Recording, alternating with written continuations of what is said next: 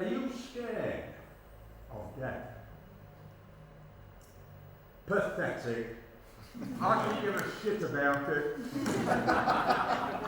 I welcome it. I'm not suicidal. I don't want to die. But when it does come, it'll be a great relief. Life. Now that's scary. Anyone who says they're scared of death is a moron. For death to exist, I can no longer exist. Existing is hard. Being dead is easy. I'm not meaning to minimise your feelings, but I envy you. Imagine all the people who speculated and argued about what is on the other side of life. You are so lucky. You are about to find out.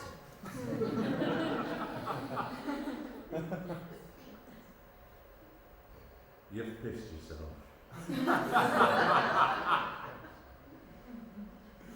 Tragic, isn't it?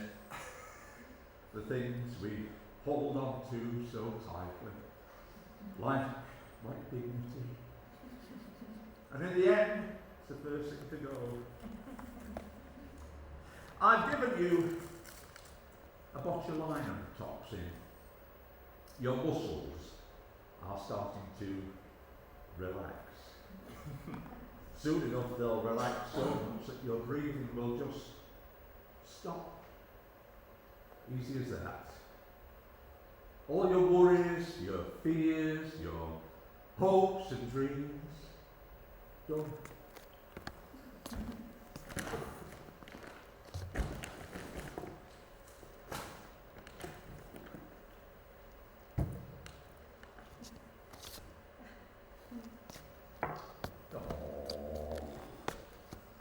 Don't look so upset.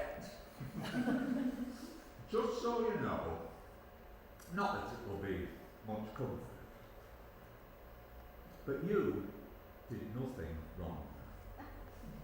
It's not you, it's me.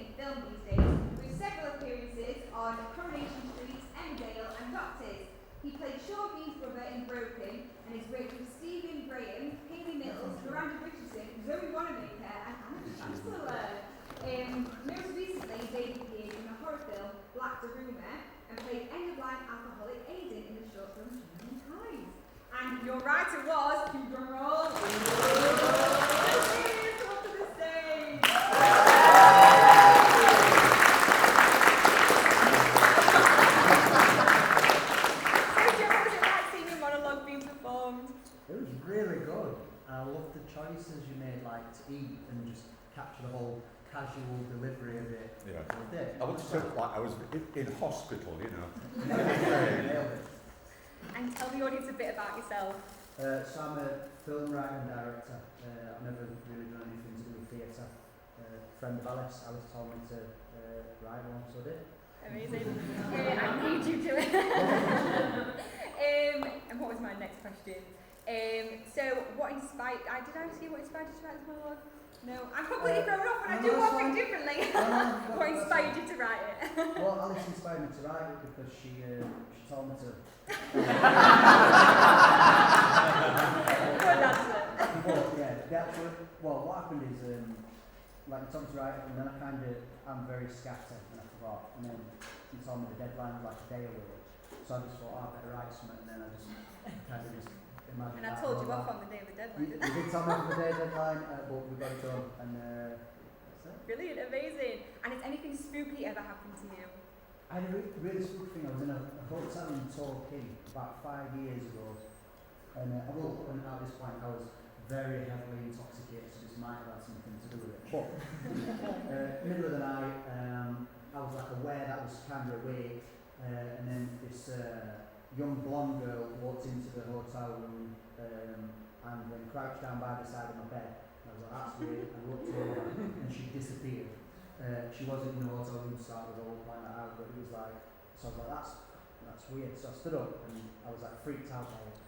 Went to the toilet, went to bed. Next day, my girlfriend at the time phoned me up and said I had the weirdest like out of body dream thing, like this weird little blonde girl like came like crouched behind the bed. She said, what time did it happen? Because I was getting dressed, and I was like, oh, 2:30 apparently. That's when my watch had stopped at that exact time. And then spoke to the hotel reception about it, and I was like laughing with the manager and said, oh, has anybody ever said anything about this room being haunted? And he went, well, yeah, we spoke to the cleaners, haven't you?